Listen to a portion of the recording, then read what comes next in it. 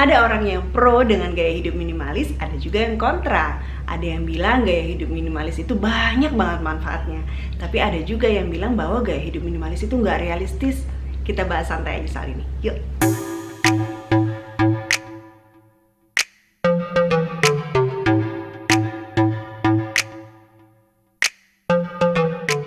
Yang pertama, gaya hidup minimalis itu tidak realistis. Jadi ada sebagian orang yang beranggapan seperti itu. Karena sekarang ini kan kita hidup di era konsumeristis, di era materialistis, di mana nilai diri seseorang itu ditentukan dari apa yang dia punya gitu kan.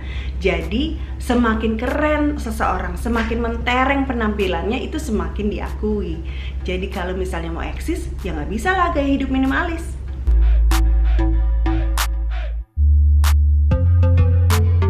Kontra yang kedua adalah adanya perasaan takut ketinggalan atau fear of missing out.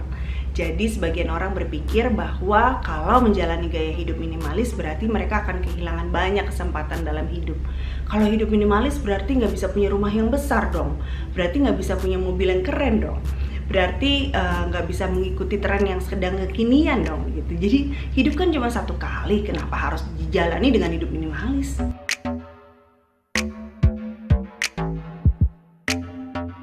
Kontra yang ketiga, hidup minimalis tidak bisa diterima oleh anggota keluarga yang lain sehingga bisa bikin stres. Kalau seandainya orang-orang tertentu itu menjalani gaya hidup minimalis, kemudian anggota keluarga atau orang-orang terdekatnya tidak bisa terima, akhirnya mereka stres sendiri karena pada saat mereka melakukan decluttering dimarahin sama orang rumah. Pada saat mereka menerapkan waktu tunggu nih, waktu mau membeli sesuatu kan nunggu dulu deh gitu, ternyata mereka dibilang pelit, dibilang terlalu perhitungan, akhirnya mereka nyerah dan meninggalkan gaya hidup minimalis.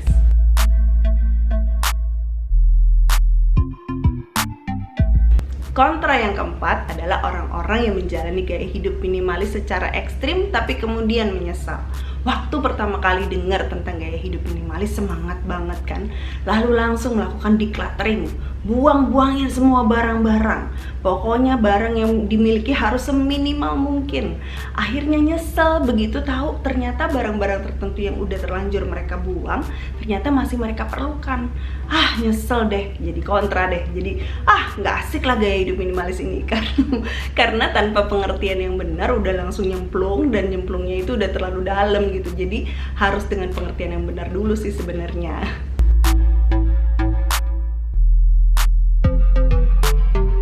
Kontra yang kelima, hidup minimalis itu nggak ada aturan yang jelas.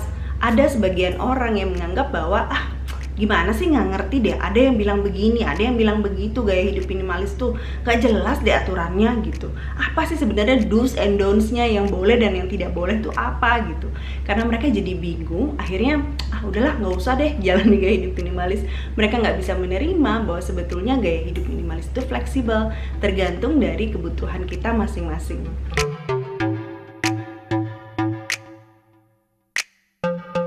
Kontra berikutnya, hidup minimalis ternyata tidak bisa menyelesaikan semua masalah dalam hidup. Pada saat awal tahu tentang gaya hidup minimalis, mereka berpikir bahwa gaya hidup minimalis ini bisa menyelesaikan semua masalah dalam hidup. Tapi ternyata hidup tidak semudah itu. Jadi gaya hidup minimalis itu tidak serta-merta melenyapkan semua masalah kita, enggak. Sebetulnya gaya hidup minimalis itu hanyalah sebuah alat yang digunakan untuk kita bisa tahu persis apa sebetulnya yang harus kita fokuskan dalam hidup ini, apa sebetulnya yang penting dalam hidup ini.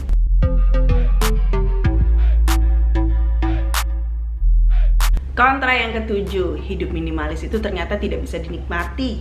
Setelah jalani gaya hidup minimalis nih, ada aja sindiran orang. Orang yang akan bilang gini, katanya minimalis, kok begini? Katanya minimalis, kok begitu? Udahlah, gak usah pikirin lah apa kata orang. Sebenarnya semua yang tadi saya sebutkan, kontra-kontra itu bisa diatasi kalau kita punya pengertian yang benar tentang hidup minimalis. Nah, sekarang kita bahas pro-nya ya.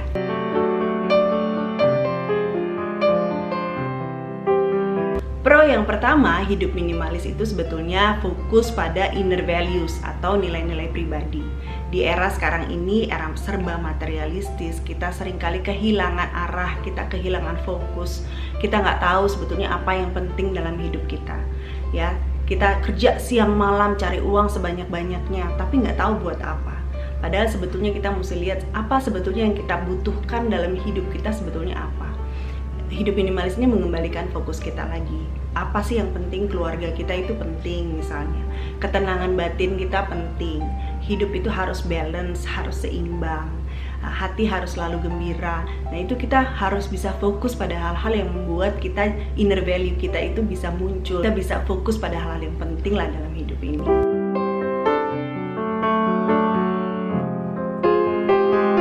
Pro yang kedua, masing-masing orang menjalani gaya hidup minimalis dengan caranya sendiri. Tidak semua orang harus selalu sama menjalani gaya hidup minimalisnya. Ada yang ekstrim, ada yang santai aja gitu kan. Beda-beda kok sebetulnya. Karena dalam hidup minimalis itu nggak ada aturan bakunya. Nggak ada aturan yang harus banget telek-telek kita ikutin, nggak gitu. Jadi kita mesti bisa menghargai orang lain yang menjalani gaya hidup minimalisnya beda sama kita. Jalani aja versi kamu sendiri, gaya hidup minimalis yang menurut kamu tuh yang seperti apa. Jalani aja yang seperti itu. Mungkin cukup menurut kamu adalah 10 baju, 4 tas, atau 2 sepatu mungkin cukup. Atau mungkin orang lain akan bilang, nggak cukup segitu, saya cukupnya 30 baju, 5 tas, 2 sepatu gitu.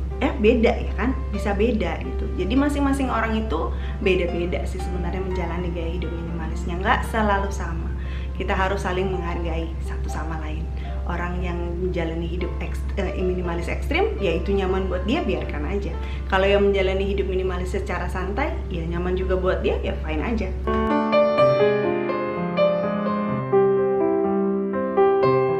Pro yang ketiga, dengan hidup minimalis kita jadi lebih bijaksana mengelola uang. Kita jadi lebih berhati-hati menggunakan uang kita. Waktu mau membeli sesuatu, dipikir-pikir dulu benar-benar diperlukan atau enggak sih. Jadi semua barang yang dibeli itu pasti digunakan, tidak sia-sia. Pada waktu mau beli barang juga dipikirin dulu, kualitas barang ini bagus gak sih? Apakah tahan lama atau enggak? Jadi bisa digunakan dalam jangka waktu yang lebih panjang.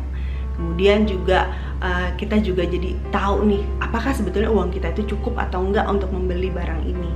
Kalau belum cukup, ya udah nggak perlu hutang. Jadi uangnya bisa disimpan dulu, ditabung. Kalau kita punya tabungan yang cukup, kita juga bisa mulai berbagi dengan orang lain. Karena hidup ini bukan hanya tentang kita aja, tapi juga tentang orang lain.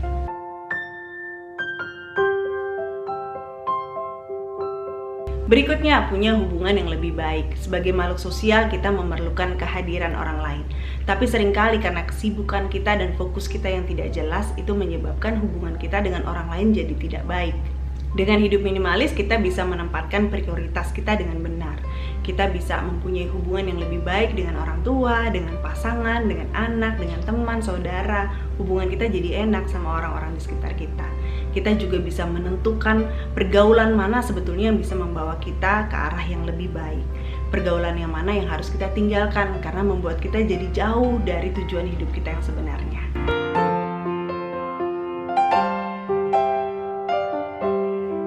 Berikutnya, mengerti batasan cukup. Dengan hidup minimalis, kita belajar untuk tidak hidup berlebihan. Kita belajar untuk menginginkan lebih sedikit. Kita belajar untuk tidak memanjakan semua keinginan kita. Karena tahu nggak, keinginan itu kalau diikutin itu ya, diturutin, itu sebetulnya nggak akan ada habisnya. Akan terus ada gitu.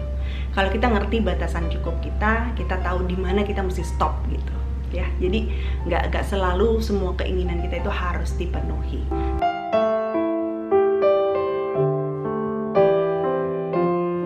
Pro yang keenam, lebih punya banyak waktu. Dengan memiliki lebih sedikit barang, lebih sedikit juga waktu yang diperlukan untuk kita beres-beres, memperbaiki barang, mindah-mindahin barang. Jadi kita punya lebih banyak waktu untuk memperhatikan diri kita sendiri, melakukan self-care. Kita jadi tahu apa sebetulnya yang kita butuhkan secara fisik, secara mental.